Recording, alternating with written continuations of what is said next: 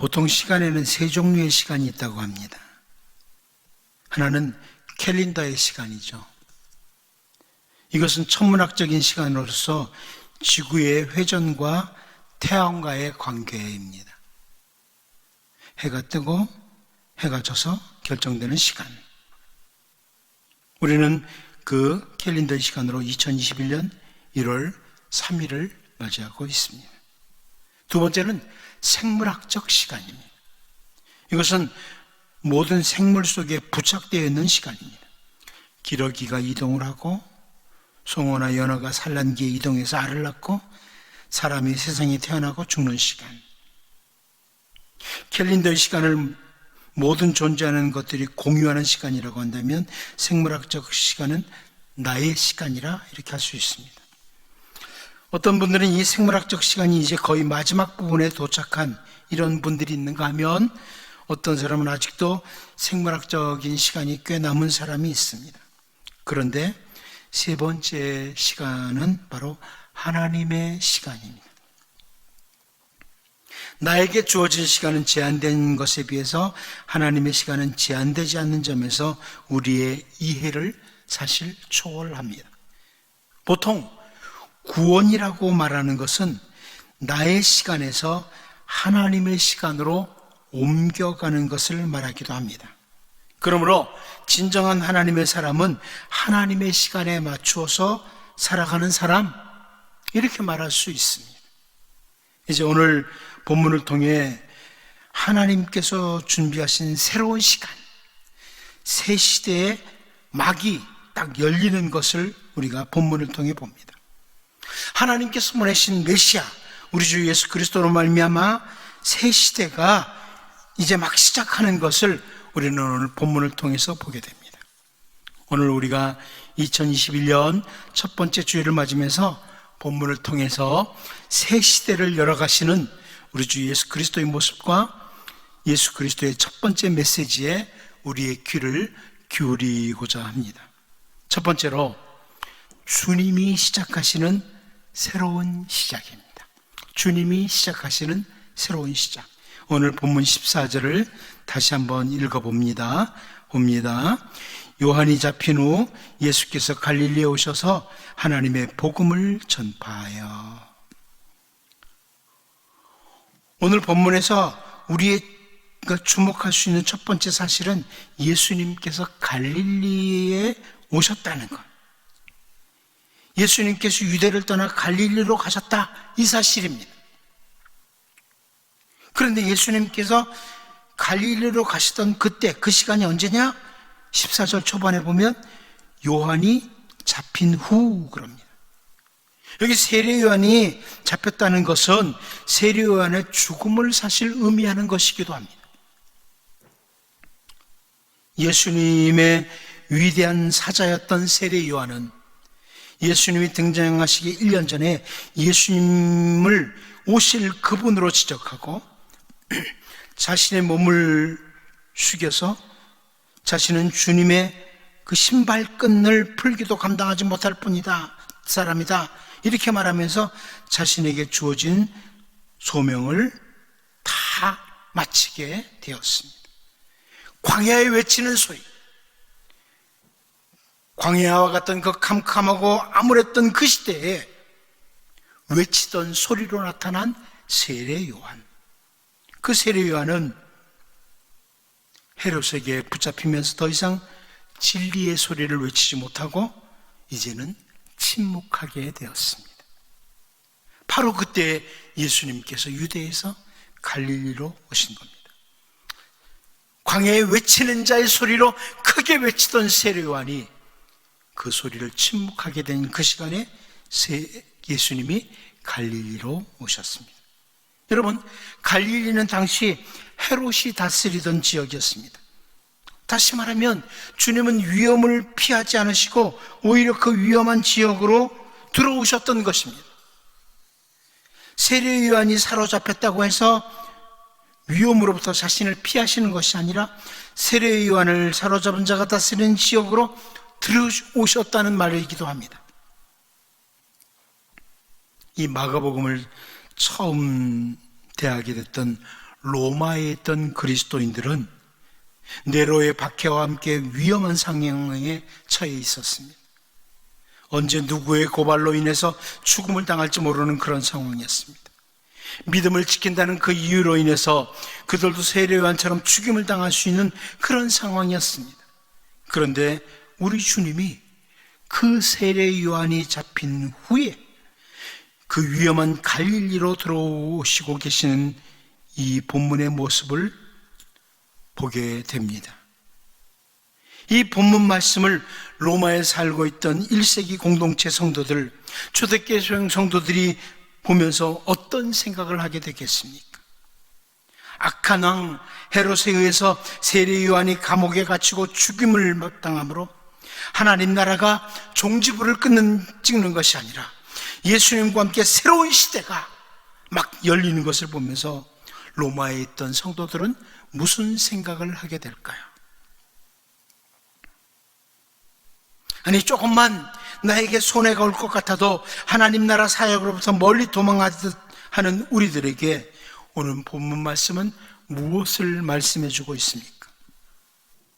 물질적으로 조금만 손해가 오는 것 같아도 주님을 향한 열심에서 손을 떼고 자존심만 조금 상해도 나 몰라라 하는 성도들에게 오늘 본문에서 주님은 무엇을 보여주시고 있습니까? 로마에 있던 성도들 가운데는 죽음의 위협 앞에서 신앙이고 뭐고 다 포기하고 싶었던 이런 마음이 들었던 사람들이 있었을지 모릅니다.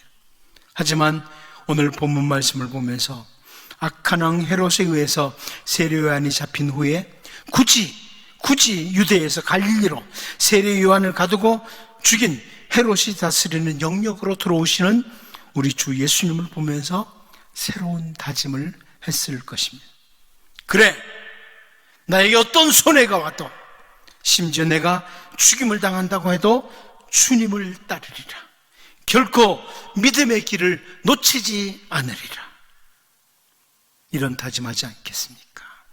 저는 2021년 첫 주일을 맞으면서 오늘 무엇보다도 먼저 세례 요한이 잡힌 후에 유대에서 갈릴리로 들어오시는 우리 주님을 우리 모두가 볼 수 있기를 원합니다. 지금까지 조금만 나에게 손해가 와도 물질적으로든 시간적으로든 무엇으로든 계산을 해보면서 주님을 따른다고 했던 삶에서 2021년은 오직 주님의 뒤를 따르는 삶, 오직 신앙의 길로 달리고자 하는 이 다짐과 함께 새로운 시작을 하는 우리 모두가 될 수 있기를 바랍니다. 두 번째로 우리 주님이 전하신 것입니다. 본문 14절을 다시 봅니다. 요한이 잡힌 후 예수께서 갈릴리에 오셔서 하나님의 복음을 전파하며 여기 하나님의 복음이라고 하는 것은 하나님으로부터 나온 복음, 하나님께서 인간에게 주시는 기쁜 소식을 가리키는 것입니다. 우리 주님께서 갈릴리에서 전하셨던 것은 바로 하나님의 복음이었습니다. 우리가 오늘 본문의 시대 상황을 보아야 됩니다. 어떤 시대입니까? 한마디로 선지자 세례 요한을 잡아 죽이는 시대입니다. 어쩌면 악이 극에 달하는 이런 시대라고 말할 수 있습니다. 그런데 주님이 기쁜 소식을 전하고 있습니다. 캠벨 몰가는 이 부분을 아주 분명하게 지적하고 있습니다. 바로 그 시대에 주님은 책망을 하신 것도 탄핵을 하신 것도 아니라 기쁜 소식을 전하신 것이다. 무슨 말입니까? 어두운 시대이기에 복음이 필요하다는 겁니다. 세례요한 같은 사람이 잡히고 죽는 시대이기에 복음이 필요한 겁니다. 주님은 그들에게 기쁜 소식을 전하기 위해서 오셨다는 겁니다. 주님의 사명은 비난하는 것이나 책망하는 것이 아니었습니다. 주님의 사명은 기쁜 소식, 복음, 하나님 나라를 전파하는 것입니다. 여러분, 다시 마가복음을 처음 읽게 되는 로마의 성도들을 생각해 보시죠. 네로와 같은 악인들, 믿는 성도들을 잡아 온갖 고통을 주는 로마의 군인들, 그들을 바라보면서 온갖 비난과 저주를 하고 싶은 마음이 있지 않겠습니까? 하지만 그들에게도 복음이 필요하다는 것을 깨닫도록 해주는 겁니다. 너무나 어둡기 때문에 하나님의 복음이 필요한 것입니다. 로마에 있던 초대교회 성도들은 너무나 오래된 고통으로 인해 어쩌면 쉽게 모든 사람들에 대해서 정죄하고 비난하고 이런 것들로 마음에 가득 차 있었을지 모릅니다. 모두 다 저주를 받았으면 좋겠다, 이런 생각으로 가득 차 있었을지 모릅니다. 그런데 세례 요한이 잡히는 그 어두운 시대에 오셔서 하나님의 복음을 전하시는 주 예수님, 비난이나 책망이나 탄핵이 아니라 기쁜 소식을 전하는 주님을 봅니다. 어쩌면 오늘 우리들 모두가 우리들이 살고 있는 이 시대가 너무나 어둡기 때문에 남을 정죄하고 비난하는 일에 어쩌면 많이 익숙해져 있습니다. 우리들 주변에 온통 모순된 것들로 가득 차 있기에 우리들의 입술은 비난으로 가득 차 있는지 모르겠습니다. 언제나 속이 상하고 답답한 것들만 눈에 보일지 모릅니다. 이제 이렇게 우리는 생각을 해야 될 때입니다. 세례 요한까지 잡아 죽이는 그런 세상이 워낙 괜찮아 보여서, 아니 우리 주님은 그런 사람들을 정죄하거나 비난할 자격이 없어서 기껏 그들에게 복음을 전하는 것이 아닙니다. 우리의 상태를 점검해 봐야 됩니다. 우리가 살고 있는 이 세상이 악하기에 우리는 더욱 기쁜 소식, 복음을 전해야 된다, 이것을 기억하자는 겁니다. 2021년을 맞으며 세상은 점점 더 어두워져 가는 것 같고 정말 속상한 일이 여전히 많이 있지만 올해에는 더 복음을 전하면서 삶으로 주님의 생명의 복음이 더욱 생동감이 넘치게 전파되는 한 해가 되기를 힘쓰면서 우리가 한 해를 살아갈 수 있기를 바랍니다. 마지막 한 가지 더 봅니다. 복음을 근거해서 요구하시는 것 두 가지입니다. 복음을 근거해서 요구하는 것 두 가지. 오늘 본문 15절을 봅니다. 이르시되 때가 찼고 하나님의 나라가 가까웠으니 회개하고 복음을 믿으라 하시더라. 주님은 때가 찼고 하나님의 나라가 가까웠다, 이렇게 선포하십니다. 새로운 시작이 우리 주 예수님으로 말미암아 시작되었음을 선포하는 것인데요, 우리는 사도 바울이 로마의 성도들에게 권면하면서 로마서 13장 11절을 통해서 하신 말씀을 잘 압니다. 또한 너희가 이 시기를 알거니와 자다가 깰 때가 벌써 되었으니 이는 이제 우리의 구원이 처음 믿을 때보다 가까웠습니다. 이제 한 해를 보내면서 새로운 한 해를 시작하면서 우리는 이 구절을 생각합니다. 좀 더 가까이 왔습니다. 우리가 자다가 깰 때가 벌써 되었습니다. 이제 새롭게 다시 시작해야 될 때입니다. 우리 주님이 때가 찼고 하나님의 나라가 가까이 왔다고 하시면서 요구하시는 것을 기억해야 될 때입니다. 첫 번째 요구하시는 것은 회개하라입니다. 이 회개하라는 이 말씀은 다시 생각해서 너희 마음을 바꾸라, 이런 의미입니다. 마음과 생활의 근본적인 변화를 의미하는 것입니다. 세례 요한까지 죽이는 그러한 시대에 하나님께서 다시금 기회를 주신다는 기쁜 소식이기도 합니다. 이 말씀 로마에 있는 성도들에게도 동일하게 주어집니다. 두려워하고 떨므로 신앙을 포기하고 싶었던 모든 사람들에게 마음을 새롭게 하라, 이렇게 주어지는 겁니다. 조금이라도 흐트러진 자세를 갖추었던 이런 사람들에게 다시금 마음을 새롭게 하여 하나님을 중심으로 변화를 가지라. 여러분, 우리도 마찬가지입니다. 혹시 하나님과의 관계에서 흐트러진 마음 자세가 있었다면 다시금 우리의 마음을 정리하고 2021년을 시작하면서 다시금 마음을 새롭게 하고 달려가고자 하는, 코로나를 비롯해 다양한 것들로 인해서 흐트러진 마음을 다시금 새롭게 하고 하나님 중심, 말씀 중심, 교회 중심으로 새로운 다짐과 함께 한 해를 우리가 시작할 수 있기를 바랍니다. 또 한 가지 요구는 복음을 믿으라, 이겁니다. 이 말씀은 복음이 있다고 하는 복음의 존재를 믿으라는 이런 말 아닙니다. 많은 사람들이 복음이 있다는 것은 믿지만 복음을 신앙으로 받아들이지는 않습니다. 캠벨 몰가는 이 부분에서요, 그 말은 단순히 지적으로 옳은 말이라고 받아들이는 정도가 아니라 그 안에서, 복음 안에서 안식을 얻으라는 말이라, 이렇게 지적을 했습니다. 복음 안에서 안식, 복음 안에서의 삶을 말합니다. 복음을 믿으라는 이 말씀은 이제부터 하나님 나라와의 참된 관계를 맺으라, 이런 의미입니다. 하나님 아버지와 긴밀한 관계를 회복하라, 이런 말씀입니다.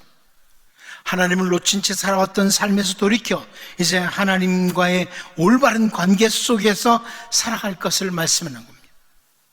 여러분, 2021년 연초부터 하나님과의 올바른 관계를 늘 염두에 두고 살기를 원합니다. 하나님과의 올바른 관계, 이것이 가장 먼저이다.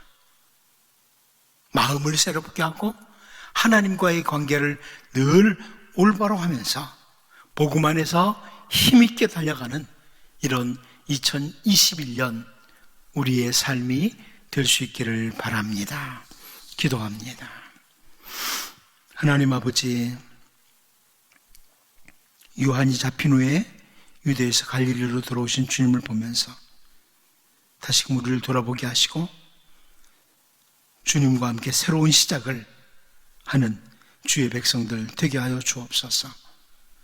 세례 요한까지 잡아 죽이는 이런 시대이기에 더욱 복음이 필요했던 것 우리가 확인하게 하시고, 세상이 어둡기에 정죄나 비난이 아니라 더욱 복음의 사람으로 살 수 있게 도와주시고, 지금까지 돈, 사람, 명예 이런 것들과의 관계에 우선을 두고 살아왔던 우리의 삶에서 이제 마음을 새롭게 하고 하나님과의 올바른 관계를 늘 맺으며 살아가는 2021년 한 해가 되게 하여 주옵소서.